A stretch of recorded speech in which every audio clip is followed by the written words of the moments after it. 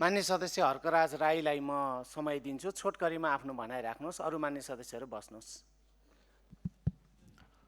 धन्यवाद सभामुख महोदय।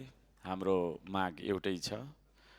83 साल जेठ 17 गते प्रधानमन्त्रीज्यूबाट बोलिएको कुरालाई संसदको रेकर्डबाट हटाइनु पर्दछ र प्रधानमन्त्रीज्यूले संसदमा आएर आफ्नो बोली सच्याउनु पर्दछ। साथै हाम्रा नियमावलीका विभिन्न नियमहरूलाई अहिले हामीले चाहिँ नि अनदेखा गरेका छौँ।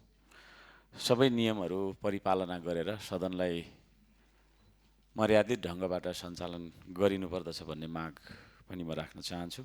त्यति लामो कुरा छैन हाम्रो। हामी सदनको अन्य कार्यसूचीमा प्रवेश गर्न तयार छौँ, तर हाम्रो यो माग सम्बोधन गरिनुपर्दछ। सभामुख महोदय, धन्यवाद।